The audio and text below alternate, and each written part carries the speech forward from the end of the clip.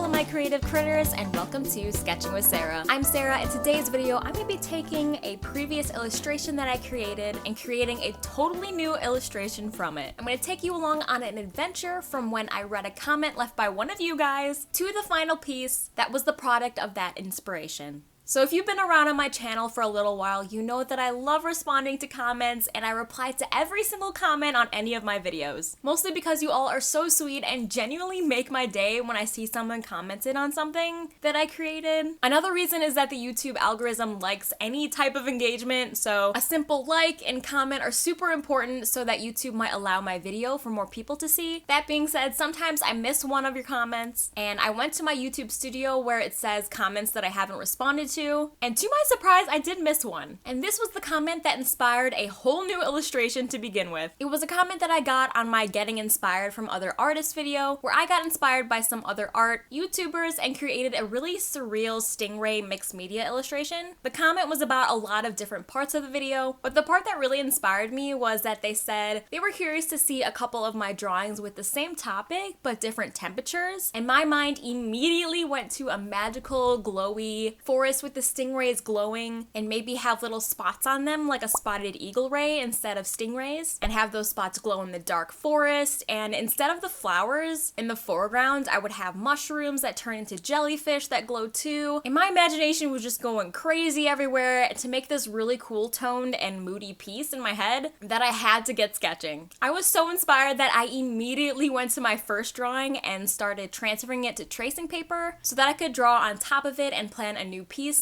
with the same subject. Then as I was making the flowers into mushroom shapes, you'll see soon that I started to make some of them into jellyfish, and I had so much fun drawing the jellyfish that they kind of just took over the whole illustration, and I just wanted to draw jellies. Then I figured instead of changing the stingrays to spotted eagle rays, why not do a whale shark, because I love whale sharks and they have little spots on them too. And I think it would be so interesting to see a whale shark interacting in a magical forest with glowing sea jellies, and I could just imagine it. And one of the reasons that I was immediately inspired to do this too was that I really wanted to try a different color palette with the same watercolors that I used in the original illustration. Not gonna lie, I haven't used those watercolors in a while and I was just itching to do some traditional art. The original illustration was so vibrant and warm and saturated, and I thought it would be fun to create a watercolor piece that was more on the darker and cooler side with pops of glowing bits. It would also be a good excuse to use some masking fluid to preserve some of the white areas. Then when I drew a thumbnail to what I wanted and trying to brainstorm how I wanted it to go, I just fell in love with this tiny little thumbnail sketch, and if you follow me on Instagram, I made a whole post about how obsessed I was with this tiny little thumbnail in my sketchbook. I just love drawing little sea jellies weaving in and around the tree trunks and playing around with the tall composition with the whale shark and all the vertical movement, and I was just so happy with it. I was too happy with it, I think, because I started thinking about having to draw this little thumbnail larger, and I just didn't wanna. I felt like I spent so much time on this tiny thumbnail, and that's partially my fault. I shouldn't have been so precious with it in the beginning. But the thought of trying to draw this at a bigger scale and then transferring it onto watercolor paper to do everything traditionally, for some reason didn't want to do it.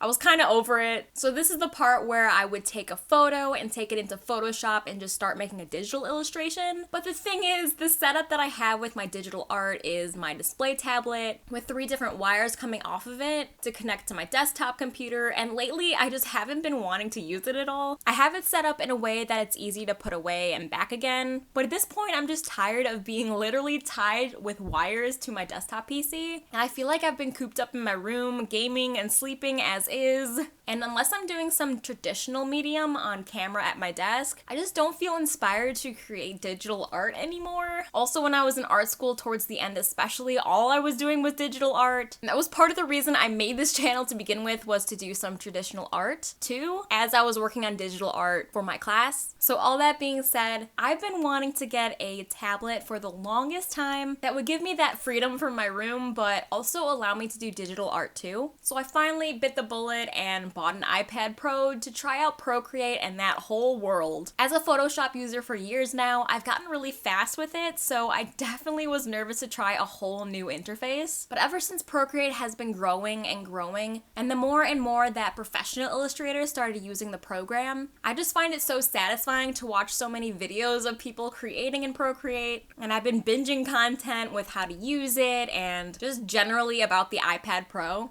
And the main thing that I notice in a lot of the artists that I've seen use Procreate is that they're able to achieve either a really clean and polished, almost Adobe Illustrator looking illustrations. I've also seen so many people create such painterly beautiful artworks as well. And I had such a pretty vision for this whale shark illustration, and I just really wanted to try and use Procreate more painterly because I feel like my digital art always gets really shape-based, and I want to try and see how far I can take the piece and move away from that. And I think using a whole new program might get it out of my head that my digital art can't be painterly. A lot of my friends and classmates from art school have it as well, and I think it would just be really nice to have a group of people that I'm close to be able to share resources and advice on this new program, because we all started out with Photoshop too and took classes with that together, so it's nice to have that little community around me to help out if I need it. And I think the reason that I put it off for so long to get this iPad with Procreate is